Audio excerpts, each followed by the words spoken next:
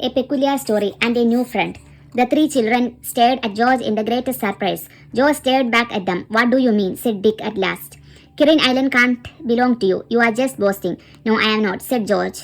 You ask Mom. If you are not going to believe what I say, I won't tell you another thing. But I don't tell lies. I think it's cowardly not to tell the truth. And I am not a coward. Julian remembered that Aunt Fanny had said that George was absolutely truthful, and he scratched his head and looked at George again. How could she be telling the truth? Well, of course, we will believe you if you tell us the truth, he said. But it does sound a bit unlikely. You know, children don't usually own islands, even funny little ones like that. It isn't a funny little island, said George fiercely. It's lovely. There are rabbits there, as tame as can be, and the big cormorants sit on the other side. And all kinds of girls go there. The castle is wonderful too, even if it is all in rains. It sounds brilliant, said Dick. How come it belongs to you, Georgina? George glared at him and didn't answer. Sorry, said Dick hastily. I didn't mean to call you Georgina. I mean to call you George. Go on, George. Tell us how the island belongs to you, said Julian, slipping his arm through his sulky little cousin's. She pulled away from him at once. Don't do that, she said. I am not sure that I want to make friends with you yet. Fine, said Julian, losing patience. Be enemies or anything you like. We don't care. But we like your mum, and we don't want her to think we won't make friends with you. Do you like my mum? Said George, her bright blue eyes softening a little. Yes, she's great, isn't she? Well, all right. I will tell you how Kirin Castle belongs to me. Come and sit down here in this corner where nobody can hear us. They all sat down in a sandy corner of the beach. George looked across at the little island in the bay. It's like this, she said. Years ago, Mum's family owned nearly all the land around here. Then they got poor and had to sell most of it. But they could never sell that little island because nobody thought it was worth anything, especially as the castle has been ruined for years. Imagine nobody wanting to buy a little island like that, said Dick. I had buy it and at once if I had the money. All that's left of that what Mum's family owned is our house, Kirin Cottage, and a farm a little way off, and Kirin Island, said George. Mum says when I am growing up, it will be mine. She says she doesn't want it now either, so she sort of given it to me. It belongs to me. It's my own private land, and I don't let anyone go there unless they get my permission. The three children stared at her. They believed every word George said, for it was quite plain that she was telling the truth. Oh, Georgina, I mean George, said Dick. You are so lucky. It looks like a really nice island. I hope you will be friends with us and take us there one day soon. You can't imagine how much we would love it. Well, I might, said George, pleased at the interest she had caused. I will see. I have never taken anyone there before, though some of the boys and girls around here have begged me to, but I don't like them, so I haven't. There was a little silence as the four children looked out over the bay to where the island lay in the distance. The tide was going out. It almost looked as if they could wade over to the island. Dick asked if it was possible. No, said George, I told you, it's only possible to get it by boat. It's farther out than it looks. And the water is very, very deep. There are rocks all around it too. You have to know exactly where to row a boat or you bump into them. It's a dangerous bit of coast here. There are a lot of wrecks about.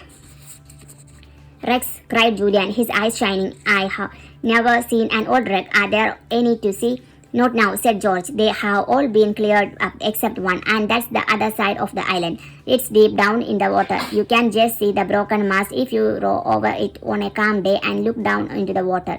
The wreck really belongs to me too. This time the children really could hardly believe George, but she nodded her head firmly. Yes, she said, it was a ship belonging to one of my great-great-great-grandfathers, or someone like that. He was bringing gold, big bars of gold, back in his ship, and it got wrecked off Kirin Island.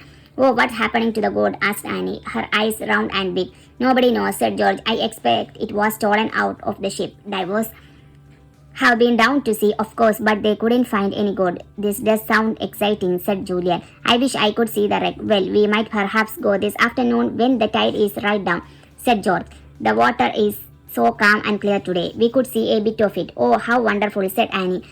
I would love to see a real live wreck. The others laughed. Well, it won't be very alive, and said Dick. George, how about a sim? I must go and get Timothy first, said George. She got up. Who is Timothy? Said Dick. Can you keep a secret? Asked George. Nobody must know at home.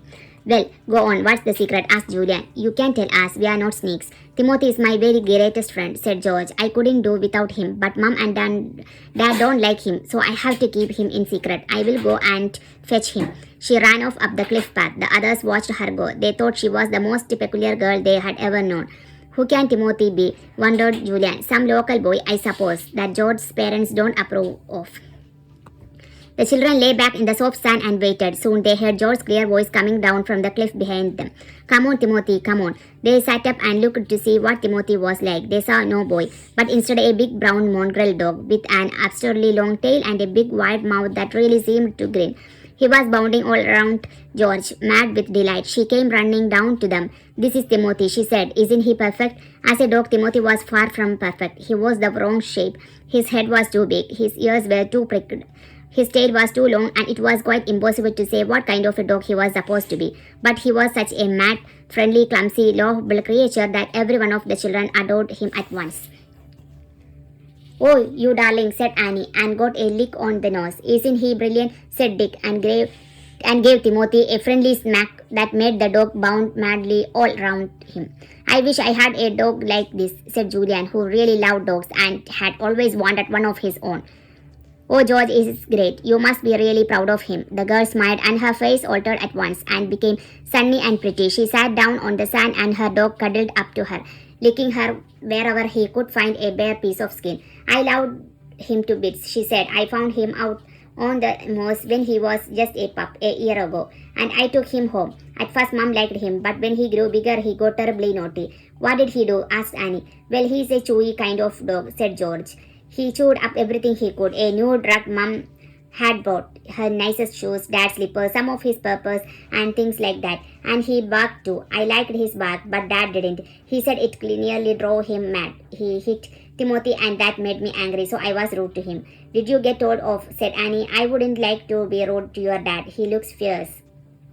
George looked out over the bay. Her face had gone sulky again. Well, it doesn't matter what punishment I got, she said. But the worst part of all was when Dad said I couldn't keep Timothy anymore, and Mom backed Dad up and said Tim must go. I cried for days.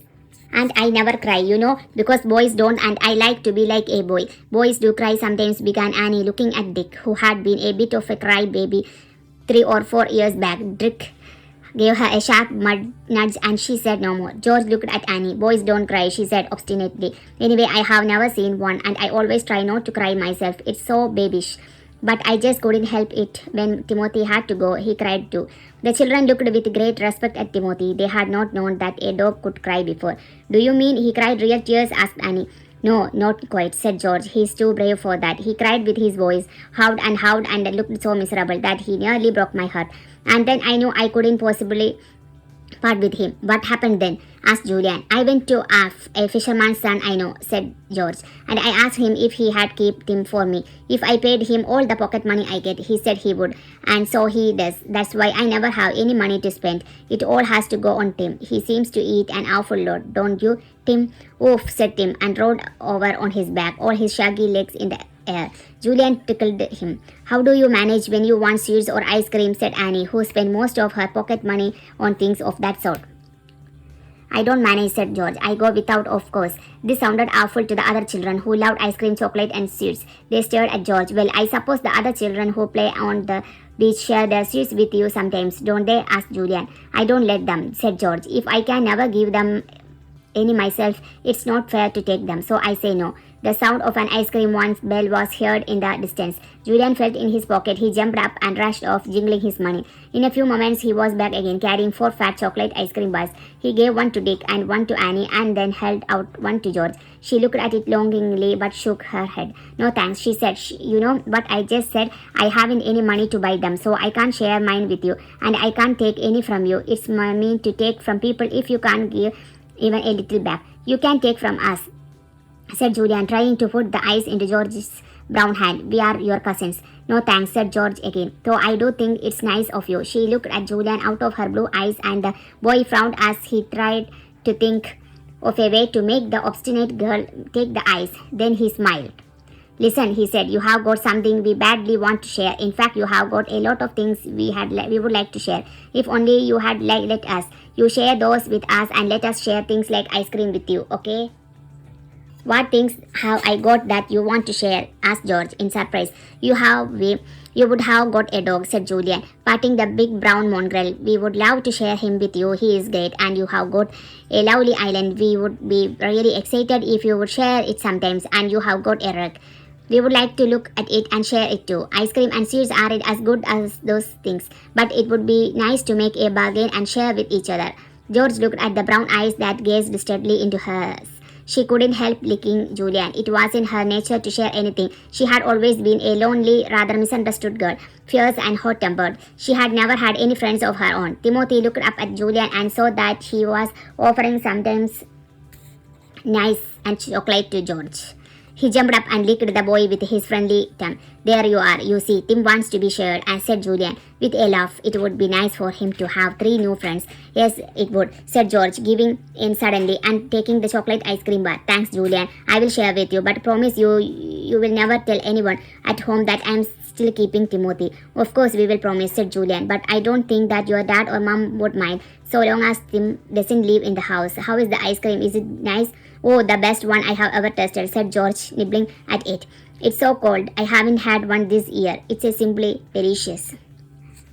Timothy tried to nibble it too. George gave him a few crumbs at the end. Then she turned and smiled at the 3 children. You are nice, she said. I am glad you have come after all. Let's take a boat out this afternoon and row around the island to have a look at the wreck, shall we?